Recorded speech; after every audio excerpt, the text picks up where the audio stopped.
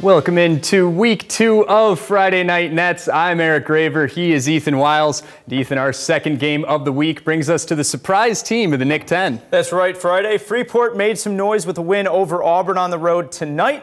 They were looking to win their 5th straight conference game against a solid Hononegah team.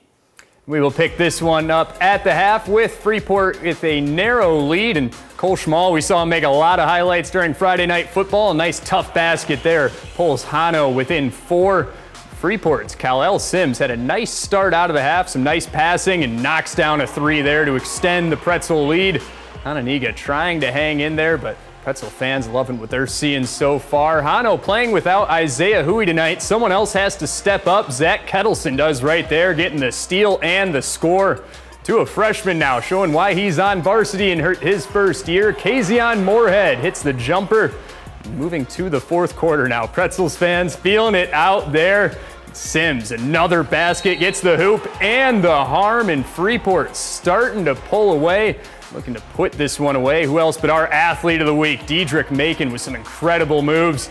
He is fired up after that basket, and the senior loving that. And Freeport wins their 5th conference game in a row, winning this one 71-61. Yeah, it means a lot, man. The energy, man. It's bringing down, like, you guys don't even know. I feel like we're coming together very good, and we have good chemistry. We playing defense, so that's where it started at. Definitely. It's going to start getting even more packed after this. Definitely. You can feel a different energy in that Freeport gym last night. No, Eric. Auburn heading over to Boylan, trying to stay in striking distance for the conference. The Knights on the fast break. A great advance pass. Then from the paint to Amir Danforth in the corner, who splashes the 3. Boylan coaches trying to get their team to match the intensity in this one. The Titans respond with a great pass of their own to a cutting Johnny Kerzestis, who fights through the contact for the bucket. Now it's going to be Auburn's turn to make some adjustments, and it's Amir Danforth from the top of the key, just throwing out all the moves as he dances his way to the cup. Can't blame the fans for loving that. And then it was these kind of hustle plays that Auburn was able to execute all night long. The scramble play to the fast break, then this strong and one finish from Keon Leach. He's pumped up. The Knights, they're pumped up too. They win big at Boylan, 72-51. Same matchup on the girls' side happening at the Castle tonight. The Lady Knights coming out of the gate strong, some good passing. Finds Olivia Brown, cuts to the hoop, sinks the basket. Boylan coaches looking for an answer, and you know Coach Westland's got something dialed up. Even some missed shots, they can turn into opportunities when you have Lily Esparza cleans up the glass and grabs the and one. One place Esparza can't get the ball, though, is behind the hoop. The Auburn coaches pulling double duty to get that game going again. The Lady Knights with the foot on the gas here. Good ball movement, gets it to Ava Gray, drains the 3. Auburn led by 5 at halftime. Auburn coaches knew this would be a tough one to close out, and ultimately Lily Esparza has enough offense to bring the Titans back, grabbing her own rebound, getting the score, and Boylan wins it 38-28. Guilford boys basketball entered the night atop the Nick 10 Conference at 11-0 in conference play. They went on the road to take on the Huskies from Harlem, and the G-Vikes took care of business like they have all year long. Malachi Johnson with 2 threes tonight and 16 points led the team to a 65-34 win. Brendan Chapman right behind him with 13 tonight behind 3 three-pointers.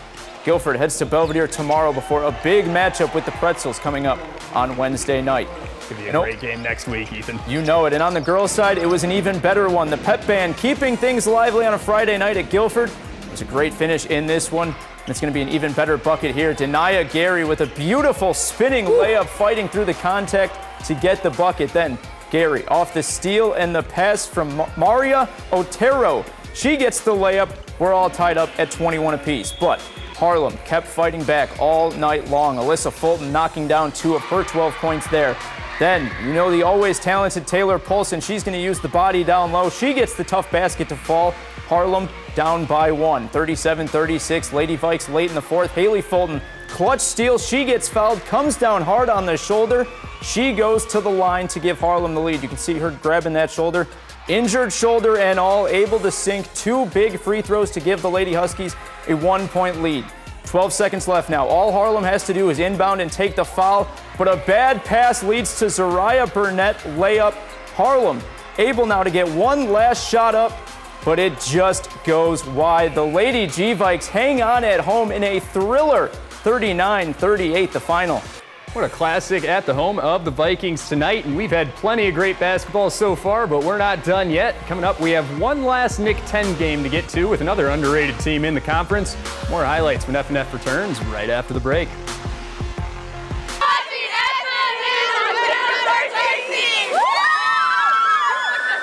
Well, it's been an up and down year for the Jefferson Jayhawks. They've got some solid senior talent. We've seen them make a lot of big highlights all year, but they've left some conference games slip away late. Tonight, they were looking to get back in the win column, hitting the road to play the rival E-Rabs. The East Dancers making some moves at halftime before we get to the action, and Jefferson's Keyshawn Stone gets himself open for a corner 3 at the start of the third, knocks it down. Jefferson up big time now, but the E-Rabs won't let the Jayhawks fly off. Sterling Horde looks it into the paint for some nylon there.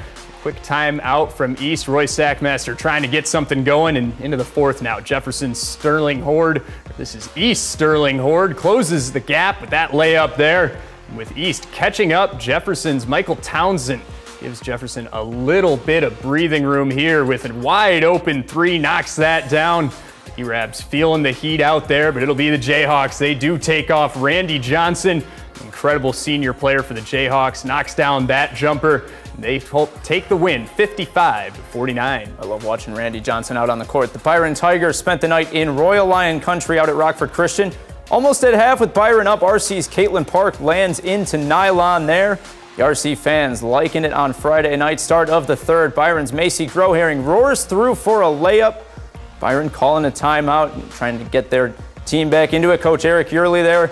Tigers, Aubrey Fuller taking her team into a commanding lead here with this layup. The Lady Tigers on a roll tonight. RC not out though with a clean 3 here from Carly Adams. She knocks that one down. And RC calling a timeout. They look to regroup as well, but it'll be the Tigers taking the dub out of RC with a 62-45 victory.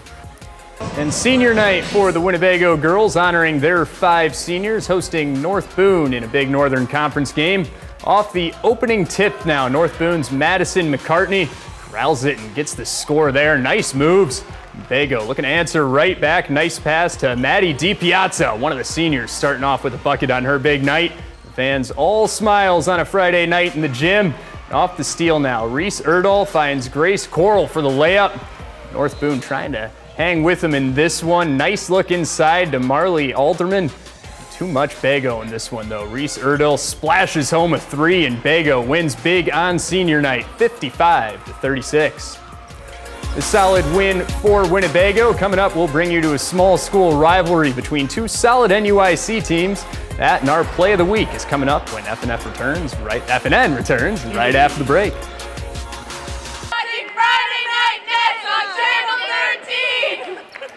Well, Lena Winslow is always a good rivalry. Lena Winslow and Dakota, always a good matchup. And while it might make you think of football, these 2 teams have been solid on the hardwood this year. They met up at the home of the Panthers tonight, and we will start with Dakota, who's hot out of the gate, shooting from downtown. Austin Stuckey, the sophomore, bangs that one home, and sticking with the Indians and their strong play, trying to make something happen here. Number 32, Braxton Niedermeyer, knocks down that jumper. It was all Dakota early, but here come the Panthers now. Mason Spitall, nice and one. That gets the crowd fired up in their home gym. Panthers starting to feel it now in the closing seconds of the first quarter. Spitall again knocks down the layup, and Lena Winslow goes on to win this one, 53-37. Over to the girls now. Christian Life hosting Westminster, senior night for the Lady Eagles. So of course you got to turn the lights out and get all hyped up right off the tip. All cylinders for the Lady Eagles. Jaden Simonik with the great defense, getting the steal, getting the foul, and one right off the bat. Later in the first, Lauren Stalin down low. She gets the and one to fall as well. Those Lady Eagles playing well at home. Those 2 were on their game tonight. Simonik dishing to Stalin there for the layup. Sea Life pulled away at the end of the first and cruised to a 69-23 win. And our photographers scoured the area for our play of the week. And Ethan, I'm going to let you take this one away. You got a front row seat to this. What an impressive finish to this one. Harlem and Guilford went back and forth all night long. Harlem, all they had to do was inbound this one here, get fouled, but Guilford able to get that steal, pull away from this one, and win in a thriller 39-38. Those Lady G-Vikes. Really, Guilford on both sides, boys and girls, have been hot all year, Eric.